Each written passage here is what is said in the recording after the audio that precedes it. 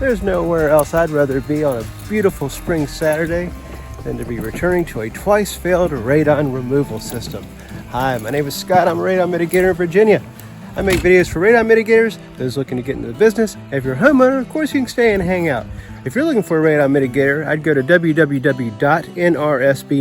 It's right down here. Plug in your zip code, and that'll pull up a list of certified radon professionals in your area. What are we doing today? Well, we've returned here. This cardboard, by the way, is strategically placed because it's kind of swampy. Even though it's beautiful and dry, it's just, that's the environment that we're working in today. And we're gonna be in and out about 1,000 times. And see how it's a little muddy and moist? But why are we here? This radon system, if you've seen it, well, I'll tell you what, there will be a link in the description to the preceding video that got us here.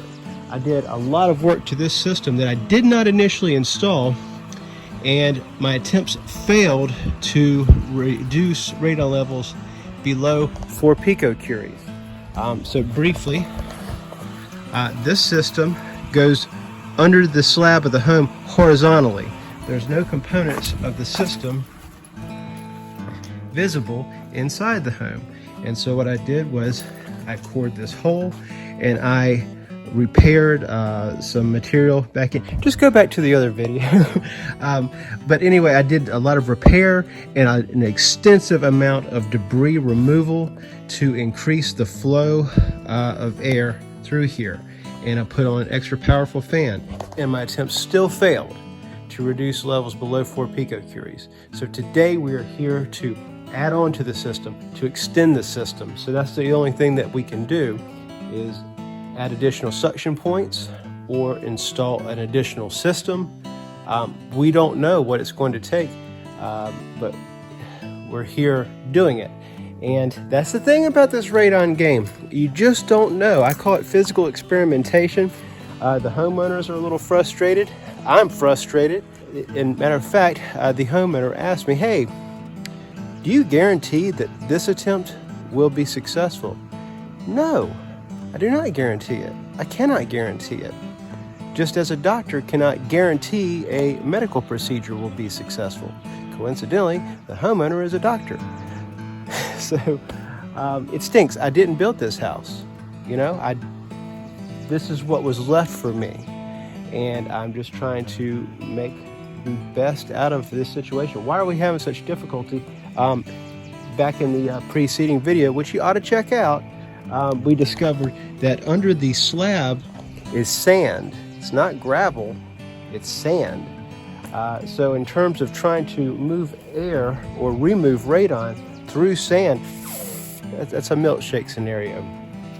But we've got the most powerful fan I can get my hands on right now recently, a Festa Eagle Extreme.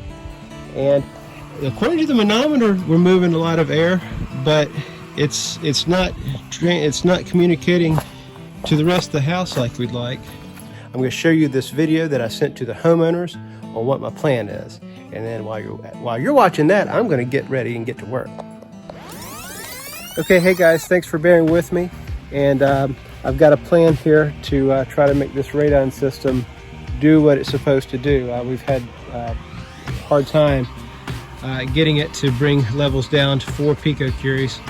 And we've exhausted every means we could to make this system work as is. I'm glad we went ahead and put the new fan. It's about the most powerful fan you can get. So we can at least rule that out and move on to the next step. So my plan is we'll sort of need to rebuild this and put a T on it. The fan will rest upon the T, and we'll need to come on into the house this time. So we'll come in, and we should do 2 suction points. So we come in right here like so, and we'll bring a suction point out, and then sing this same song all the time. It's all about that fan, about that fan, about that fan, because your suction points radiate from the fan. So we're going to do something like this. Just a quick lesson. I made a boo-boo. It's not a huge deal, but it could have been a huge deal if I used markers. I've got a helper and I'm constantly telling him, hey, how do I feel about markers? You hate them. Why? Because when I traced this out, I did it in pencil. If I did it in marker, well, if you look faintly, you can see the pencil there. Big fan of pencils. If you're looking to get into radon mitigation, use pencils. There's a time and place for markers, but try to use pencils first because you make boo-boos. All right, well, this job's going great right out of the gate. All right, we'll put this little 90 on to keep debris and stuff out of our pipe. Locked and loaded, ready to go. So we've got a T turned up for optimal airflow. Get a street 45 poking in there. And now we need to reconfigure the wiring back to the fan back to the exhaust, and then we'll go inside and make those suction points happen. All right, we've got the fan wired back in.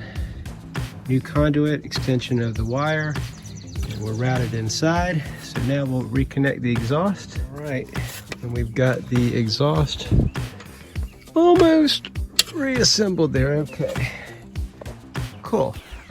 So if you're watching this for instructional purposes, big fan of making little marks with pencil, not markers, pencil, when I'm dry fitting, and then when it's time to glue, it's so much certainty felt when I put these things back together.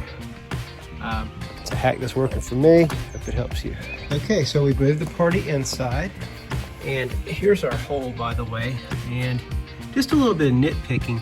When I drilled the hole with the big honking masonry bit, and I came to the plywood here, I just kept coming with it, as opposed to switching to a conventional wood hole saw.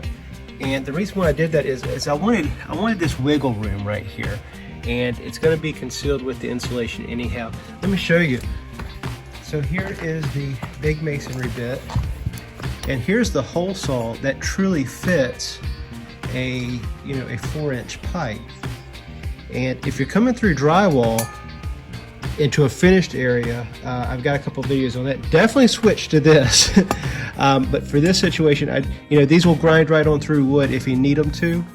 And I don't know, it's something that might help you out if you're going to be an installer. Because now we're going to take this guy, feed it in, and I want that wiggle room.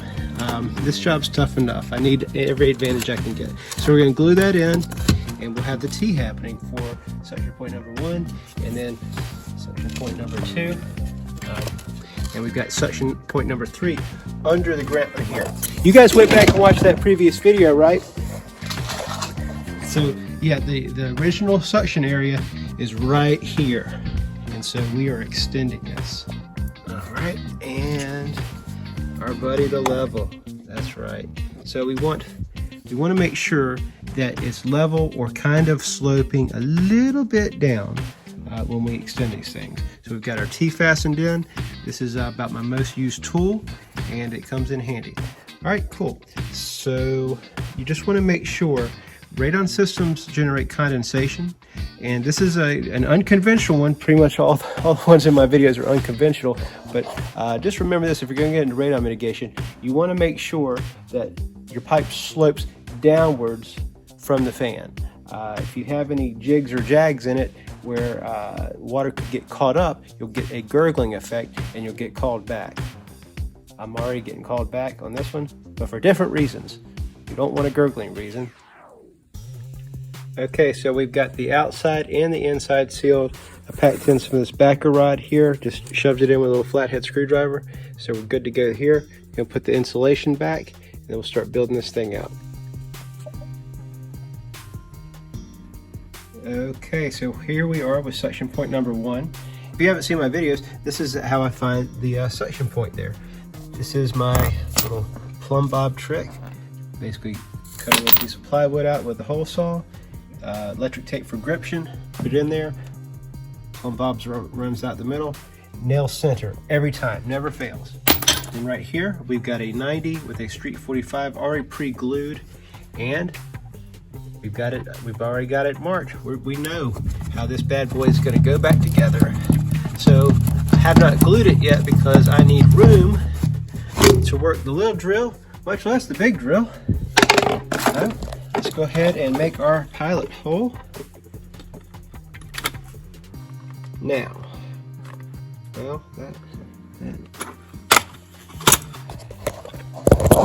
little function there.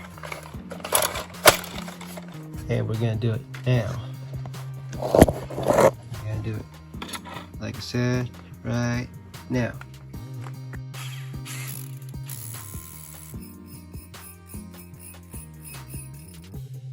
Okay, so we've got this one cored out here, and it's more of the same Sandman. So we're gonna go ahead and remove as much stuff out of here as humanly possible. Let the party begin. Anyway, we've got some material pulled out of this hole, and there's actually some gravel. It seems to run this way, which I would really prefer it ran that way.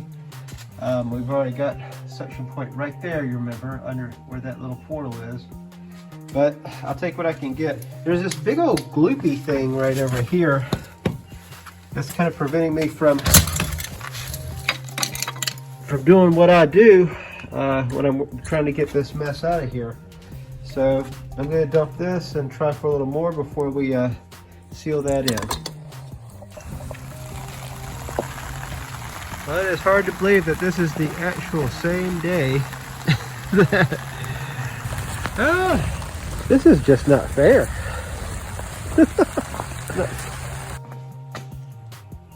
Yeah. Why's it gotta rain? Come on, give me a break. And of course, before we sealed it up with the high-grade silicone, we packed in backer rod back behind there.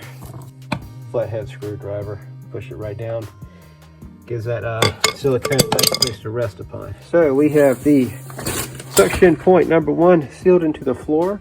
The pipe stops right below the slab, so if you're watching for instructional purposes, just measure there and stop. It's not going to do you any good to stub it all the way into the dirt below. So we'll smooth this out and rinse and repeat, and do the same over there. Well, we have done our fair share of knuckle busting today. Here's got a lot going on in there, and this hole had more dirt and mud than sand. So let's see how we did. Somewhere in this neighborhood should be our best chance to move air. It just sort of, now we're facing the back towards where the fan is. The theory still proves true. It's the looser material is towards the footer. Towards that way, you know, the footer. That's the looser material. It's going to get more condensed towards the center of the home. So when you're doing these suction points, I mean, you want to give it your all. You don't want to look back on your job. Get a tool. You don't want to look back on your job and think, oh man, could I have done something more with the suction point? Is that why it failed? I've got my whole arm in here. I don't want to come back here. So that's what it takes to do these challenging jobs. It's all the suction points where the rubber meets the road. Find, you know, wherever is vulnerable and just exploit that. Just keep getting at whatever is weak soil or debris under here and just go after that. I mean, you don't ignore the other stuff, but you know, give it the 90-10 or 80-20 rule on the loose debris. I believe that this is the best I can do, so let me take you down there one last time. Well, before we go down there, I also believe that if the system is successful now, it'll be because of the exploited loose debris that I worked out heading that way. We didn't have too good a luck on that one going that way. We had some going this way, but I don't think that was going to do us any good. The point is to expand out into this footprint, and I believe we had success here.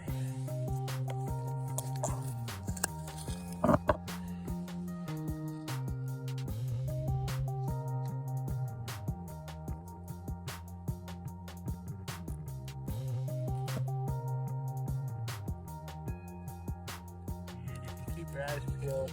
You can see a little bit of sand.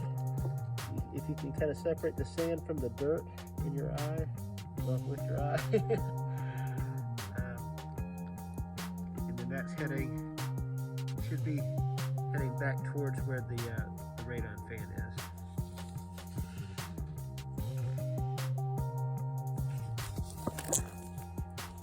All right, so we shall seal this in and put on a manometer and fire it back up.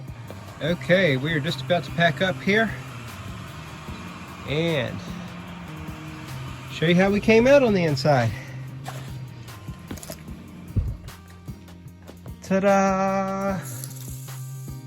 Booyah! So there is a use for markers after all. Yeah, so we've got it stubbed out in case we need to extend the system further. I don't even want to think about it. I think we are in good shape though. I'm optimistic. I'll tell you why, because we had a breakthrough right there, a literal breakthrough, and we are moving a lot more air. Significantly more air. So quick nerd talk for you. This little extension for the manometer tube. I'm gonna get nerdy for a second. This is for installers. So this manometer comes with 3/16 inch tube, and that's all they give you. So sometimes you need, in situations like this, you need a little Mo tube.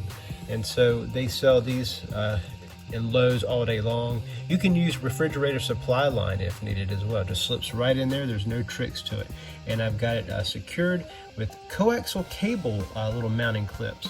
And they sell both masonry nail versions and wooden nail versions. So that's a hack that's been working for me for many moons. And that's all we got, folks. So I hope you found the video helpful, and I hope this thing works out. And if it doesn't, then I guess we'll have a part 3. So hey, if you found it helpful, why don't you consider subscribing and hit that like button, for crying out loud. Doesn't cost you a dime, means the world to me. All right, see you next video. Guess that cardboard came in handy after all.